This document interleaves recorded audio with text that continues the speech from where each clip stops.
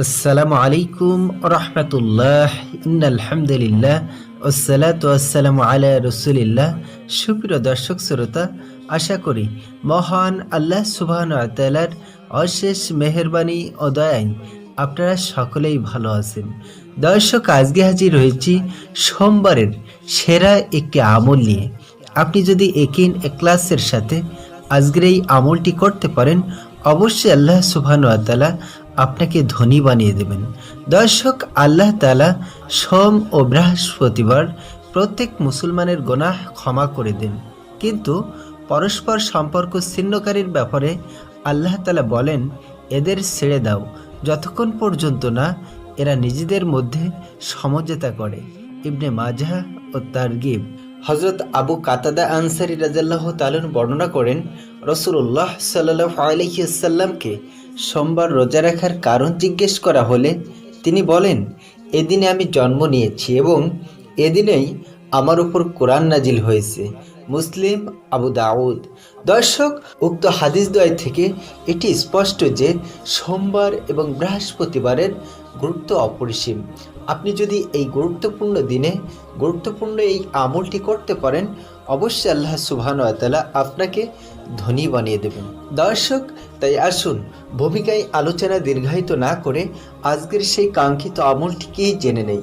দর্শক, আজকের আমলটি মূলত আল্লাহ সুবহানাহু ওয়া তাআলার একটি গুণবাচক নামের আমল, যে নামটি আপনারা স্ক্রিনে দেখতে পাচ্ছেন, আল মুগনিয়্যু, যে নামটির অর্থ পরম অভাব মোচনকারী। দর্শক, আপনি যদি একিন এখলাসের সাথে ভালোবাসার সাথে উক্ত আমলটি করতে পারেন, অবশ্যই আল্লাহ সুবহানাহু ওয়া তাআলা আপনাকে ধনী বানিয়ে দেবেন। দর্শক, আমলটি সম্পর্কে অবগত হলাম, আসুন এবার আমলটির তরতিব জেনে নেই। দর্শক, হাদিসে আসছে দোয়া কবুলের গুরুত্বপূর্ণ সময় হলো ফরজ নামাজের পর দোয়া। দর্শক, তাই আজকের এই আমলটি করবেন সোমবার 5 ওয়াক্ত ফরজ নামাজ বাদ।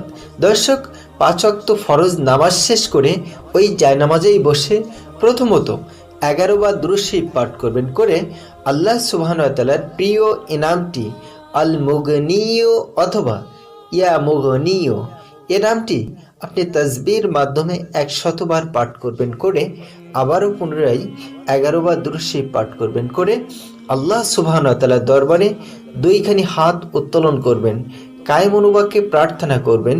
অবশ্যই আল্লাহ সুবহানাহু ওয়া তাআলা আপনাকে বাহিরগত ও ভিতরগত ধনী করে দেবেন।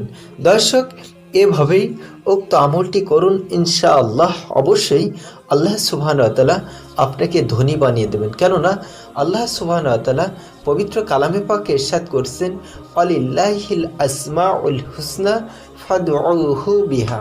আল্লাহ সুবহানাহু ওয়া তাআলা এখানে বলছেন, হে আমার বান্দারা, তোমরা আমার সুন্দর সুন্দর নামসমূহতে যে নামটি তোমাদের পছন্দ হয় ও নামটি ধরে আমাকে ডাকো, আমি তোমাদের ডাকে সাড়া দেব। দর্শক, আল্লাহ তাআলাই যেখানে ওয়াদা করছেন তার গুণবাচক নাম ধরে যদি আল্লাহকে ডাকা হয়, তাহলে আল্লাহ তাআলা ওই আমলকারীর ওই বান্দার ডাকে সাড়া দেবেন। সুতরাং আমরা দ্বিধাদ্বন্দ্ব না করে একান্ত কায়েম বাক্যে আল্লাহর প্রার্থনা করি, অবশ্যই আল্লাহ তাআলা আমাদের প্রার্থনা কবুল আর মঞ্জুর করে নেবেন। দর্শক, এই ছিল আজকের ভিডিও। আশা করি ভালো লাগছে। এরকম নিত্য নতুন ইনফরমেশান পেতে এক্ষুনি আমাদের চ্যানেলটি সাবস্ক্রাইব করুন আর পাশে থাকা বেল আইকনটি চাপুন। দর্শক, সকলের সুস্বাস্থ্য কামনা করে আজ এখানেই শেষ করছি। ওমা তাওফিক ইল্লা বিল্লাহ।